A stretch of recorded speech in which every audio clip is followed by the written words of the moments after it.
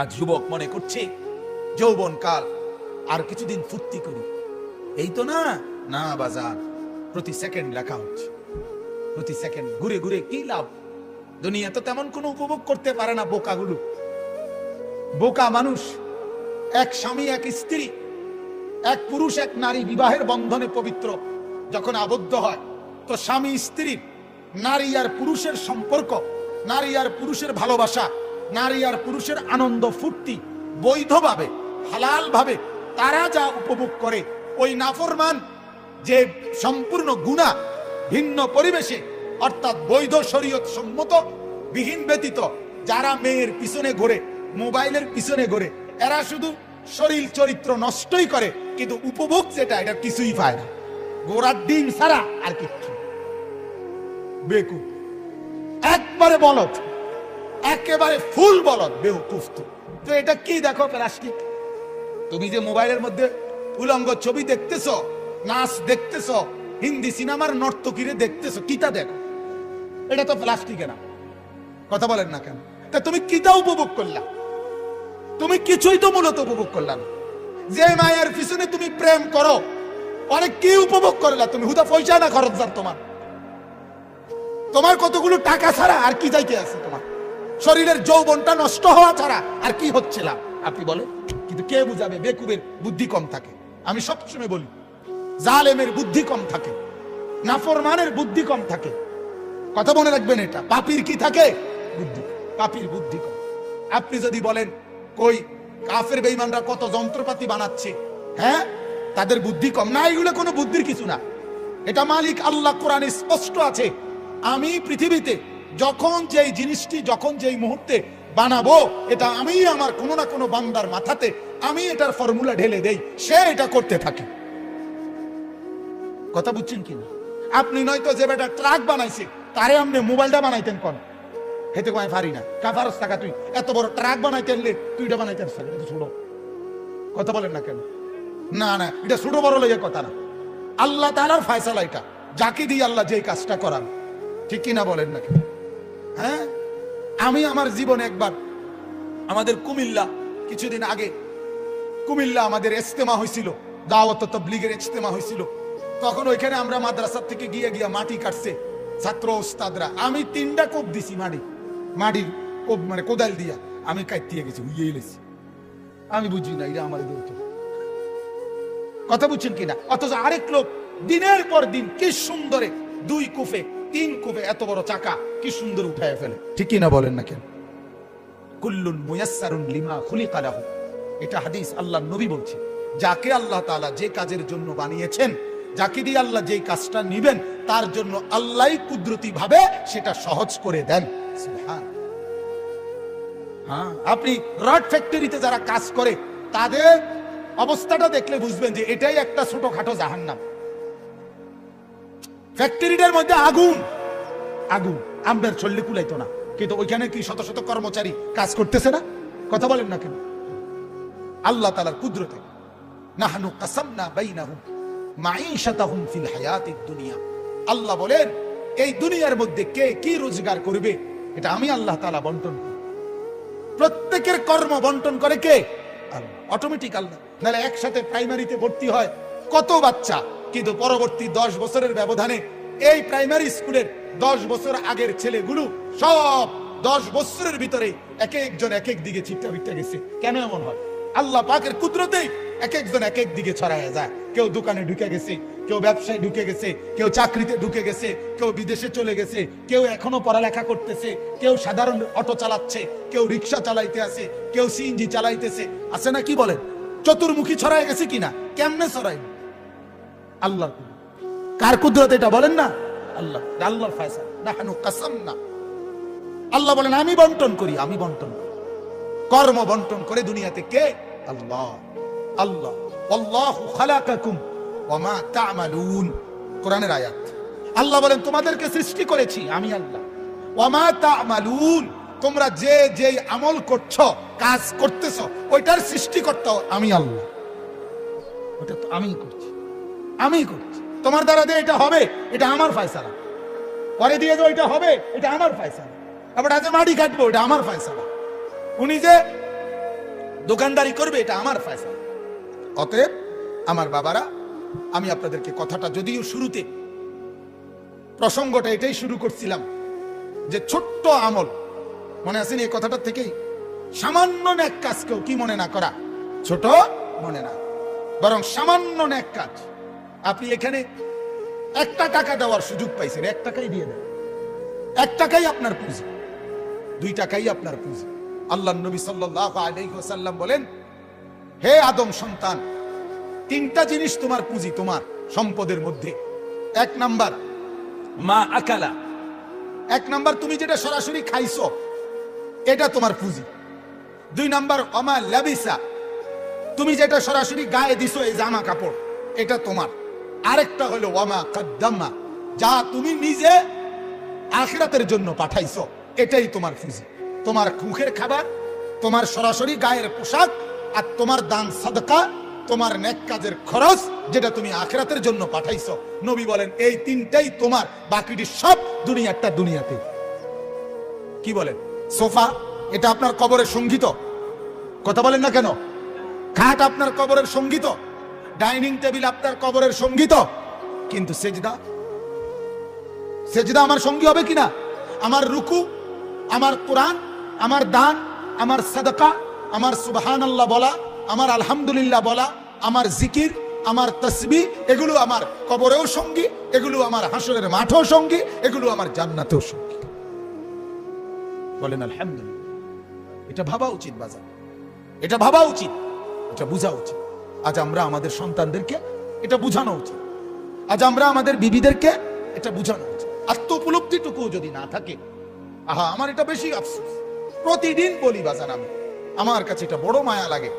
একটা ছেলে কি সুন্দর, 18 বছর, 20 বছর, 25 বছর, এরকম তাগড়া একটা জওয়ান, তার ভিতরে এতটুকু বুঝ নাই যে আমি যে একটা মানুষ, আমার কি করা উচিত, এই বুঝটুকু যার নাই, সে কি পরিমাণ মূর্খ, কি পরিমাণ নাদান। আপনি ভাবেন, সকালবেলা ঘুম থেকে উঠে আরেকবার ঘুম যাওয়া পর্যন্ত একটা মোবাইল তার সঙ্গী, আর কতগুলো বন্ধু 4-5 জনের লগে আড্ডাবাজি, এরা তার সঙ্গী। এরার লগে একবার খারাইয়া মুতে, একবার বৈশা মুতে, একবার মোবাইল চায়, একবার নর্তকী দেখে, একবার নাচ দেখে, একবার কানের মধ্যে ইয়ারফোন লাগাইয়া গান শুনে, একবার মাইয়া দেখলে এটার ফিসে ফিসে হাঁটে, আরেকবার বেড়ি দেখলে এটার ফিসে ফিসে হাঁটে, একবার অসভ্য কথাবার্তা একজন আরেকজনের মধ্যে আলাপ সালাপ করে, আবার কতক্ষণ গেমস খেলে, আবার কতক্ষণ কি আপনার এই মোটরসাইকেল ফাইলে মোটরসাইকেল চালা, হ্যাঁ, শিক্ষা হই হুল্লুর। আপনি বলেন এটা কি কোনো জীবন? বেটা তুই বল, বেটা বাপ তুমি বলো না, তোমার বিবেক তোমাকে কি বল? এটা কি একটা মানুষের জীবন হইতে পারে? বিনোদন বুঝি মানুষের 24 ঘন্টার, মানুষের জীবনের 24 ঘন্টা বুঝি ফুর্তিতে কাটে, হ্যাঁ, বিনোদন বুঝি একটা মানুষের সারাক্ষণের কাম। আপনি বলেন তাহলে সে কি পরিমাণ বেওকুফ। অথচ আপনারা ভাবতেছে মুসলমানের বুঝটুকু নেই, এবার ফুতে মেট্রিক পাস, শিক্ষিত, শিক্ষিত, এখনো খারাইয়া মুতে মিয়া, হে বলে শিক্ষিত, একটা সেজদা করতে জানে না। গত 1 বছরে আপনার নাফরমান ছেলে ফজরের নামাজ পড়ে নাই কোনোদিন। এটা শিক্ষিত তো দূরে থাক, মূর্খতা তো মূর্খ হয় না বেটা। শক্ত হারামিতে তো হারামি হয় না। মিয়া একবার ভাবেন, মিয়া মুসলমান, এই মুসলমান একবার ভাবেন, ছেলে কি মানুষ হচ্ছে না জানোয়ার হচ্ছে?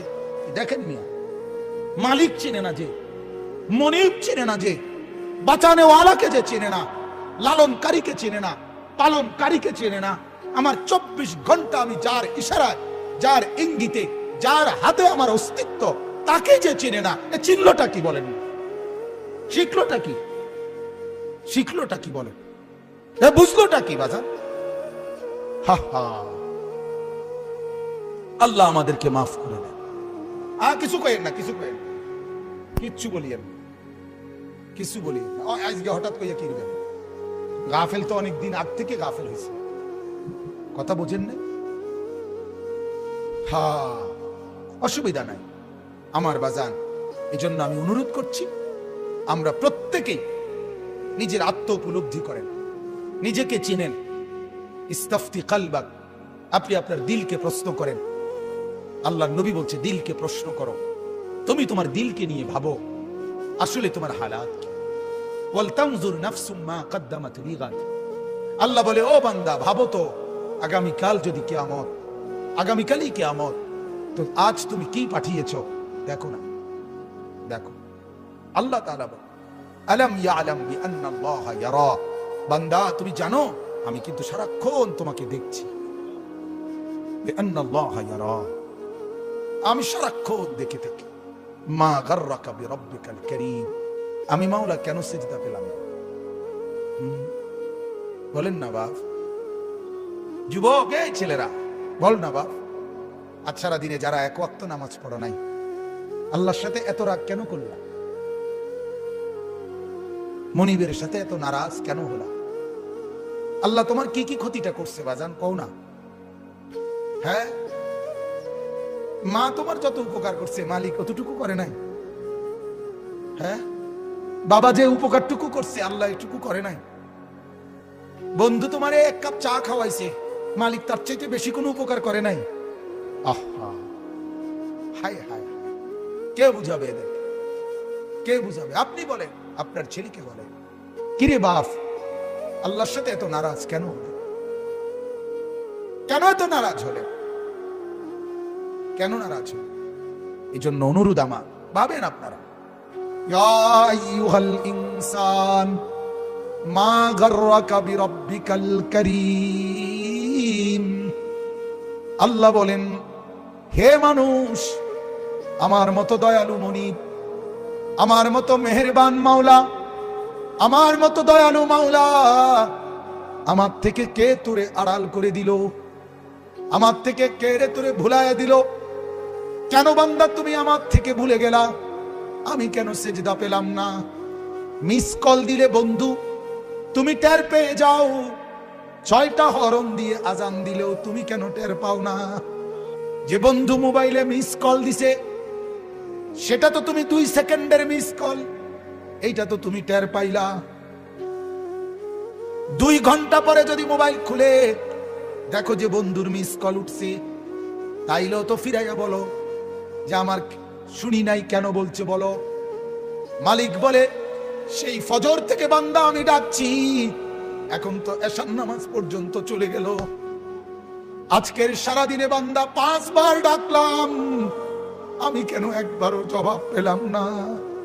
গত 1 সপ্তাহে আমি মাওলা এতবার ডাকলাম, আমার সাথে কেন এত রাগ করলে বান্দা?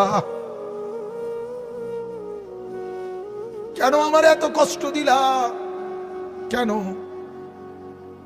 দুনিয়ার কোন বন্ধু যদি একটানা 2 দিন তোমারে ফোন দিয়ে না পায়, সেই বন্ধু বলবে তোর সাথে আর কোনো কথা নাই।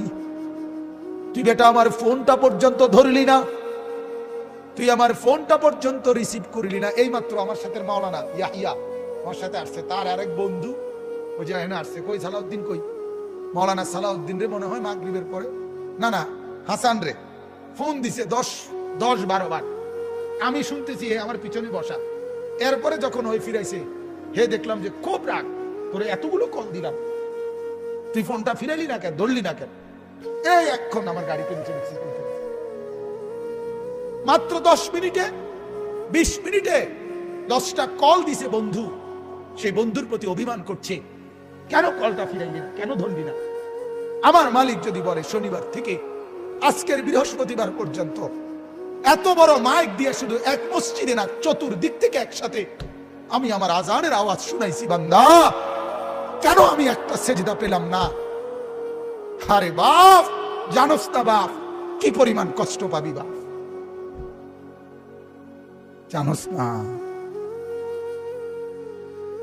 নওজোয়ান, সুপ্ত জীবনে তেমন কিছু পাইলি না, কষ্ট কিন্তু পাবি অনেক।